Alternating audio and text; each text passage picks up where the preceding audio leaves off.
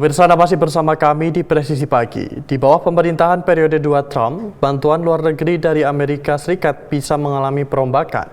Berapa banyak bantuan luar negeri AS yang dialokasikan dan kemana bantuan itu disalurkan adalah dua pertanyaan utama.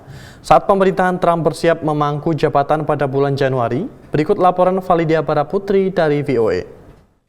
Bantuan medis untuk India, bantuan pangan untuk Gaza. Amerika Serikat menyumbang lebih banyak bantuan asing daripada negara manapun di dunia. Pada tahun fiskal 2022 saja, nilai bantuan AS sekitar 70 miliar dolar atau 1.120 triliun rupiah atau lebih dari 1 kuadriliun. Itu adalah 1% dari total anggaran federal untuk bantuan kemanusiaan, pembangunan ekonomi, perdamaian, keamanan, dan sektor-sektor lain di luar negeri. Belum jelas seperti apa pendekatan Presiden terpilih Donald Trump terhadap bantuan luar negeri saat ia memulai masa jabatan keduanya pada Januari. Namun saat masa jabatan pertamanya, Trump menyampaikan pandangan akan hal ini di sidang umum PBB 2018. We will examine what is working, what is not working, and whether the countries who receive our dollars and our protection also have our interests at heart.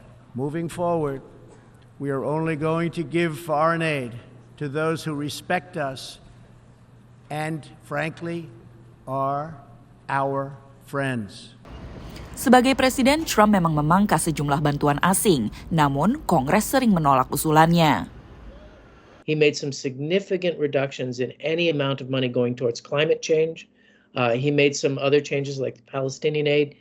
But a lot of the normal aid policy of the United States continued relatively unchanged. Trump membatasi bantuan dana AS terhadap pendidikan dan layanan aborsi pada masa jabatan pertamanya, seperti yang dilakukan pemerintahan sebelumnya di bawah Partai Republik, dan ia diperkirakan akan melakukannya lagi. Under the Biden administration, there have been ways that abortion providers have received funding for things like abortion education. Under the first Trump administration, we did not allow funding to go to NGOs that were promoting abortions.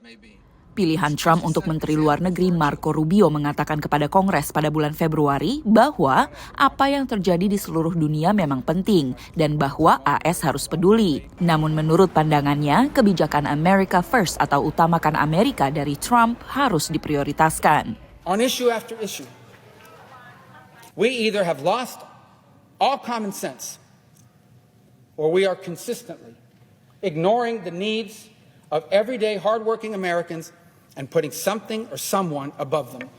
Pengamat menilai pemerintahan Trump yang baru akan mencermati dengan seksama di mana saja uang pajak AS dibelanjakan. Tujuannya adalah agar AS memperoleh hasil maksimal dari negara-negara yang menerima uang pajak warga AS.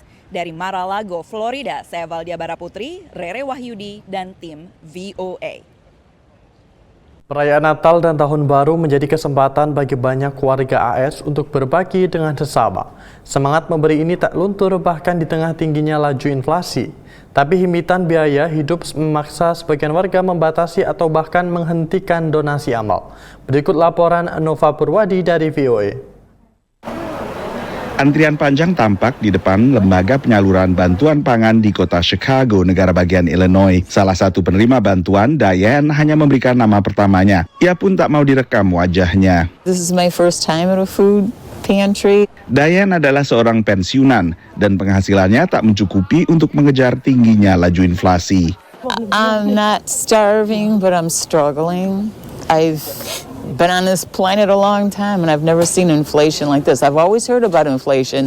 I've never felt it like I do now. Meski inflasi belakangan mulai terkendali, pengelola lembaga amal mencermati semakin banyaknya warga yang menggantungkan kebutuhan sehari-hari mereka kepada lembaga amal, bahkan mereka yang memiliki pekerjaan. The increase in need has been exceedingly heartbreaking to see so many of our neighbors especially with inflation and other reasons, having to use our services. But on the other hand, it's been gratifying that thus far we've been able to keep up with the need.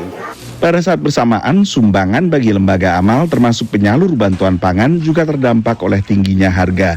Generally speaking, the economy is always a big driver of year-end giving. As households make their economic and financial decisions, giving tends to be a very important consideration for many American households during the giving season.